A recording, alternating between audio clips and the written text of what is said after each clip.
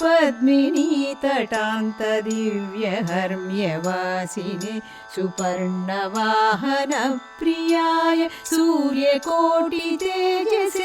अपर्णया विहारिणे फणाधरेन्द्रधारिणे सदा नमः शिवाय ते सदाशिवाय शम्भवे।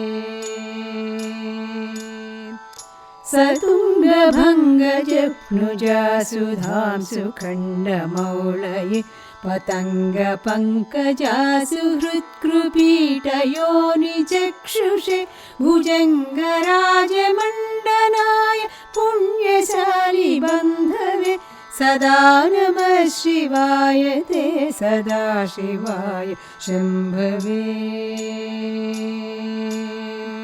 चतुर्मुखाननारविन्दवेदगीतभूतये चतुर्भुजानुजा शरीर शोभमानमूर्तये चतुर्विधार्थदानसौण्ड ताण्डवस्वरूपिणे सदा नमः शिवाय ते सदाशिवाय शम्भवे।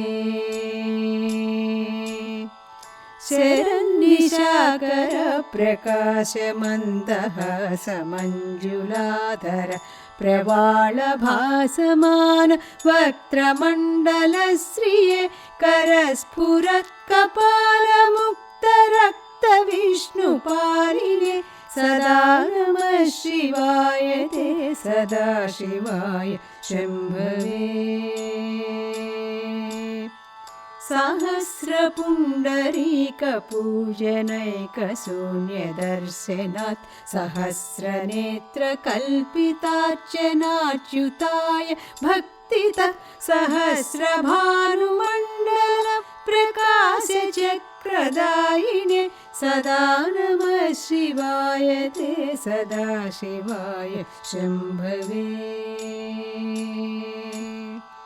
रसारधाय रम्यपत्रभृद्रधाङ्गपाणये रसाधरेन्द्रचापसिञ्जिनीकृतानिलासिने स्वसारथीकृताब्जयोनिनुण्डवेदवाजिने सदा नमः शिवाय ते सदाशिवाय शम्भवे।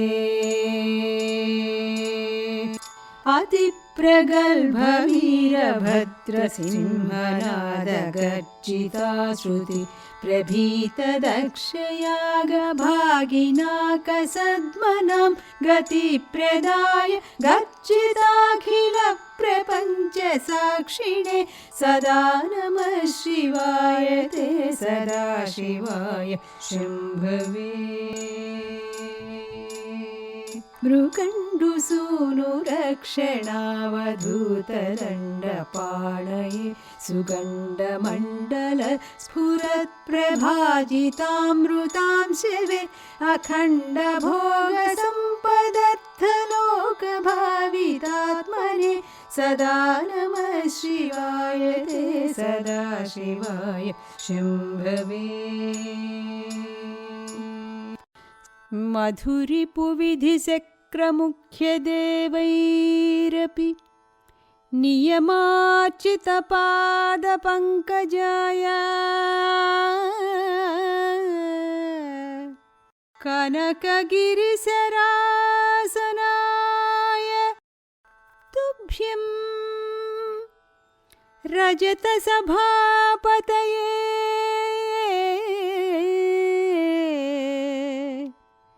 नमः शिवाय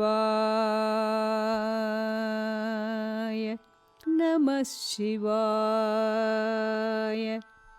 नमः शिवाय। हालास्यनाथाय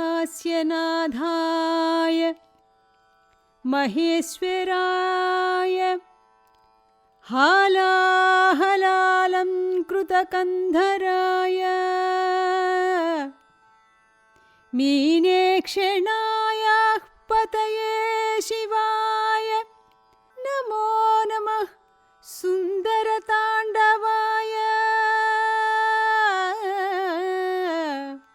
नमः शिवाय नमः शिवाय नमः शिवाय नमः शिवाय नमः शिवाय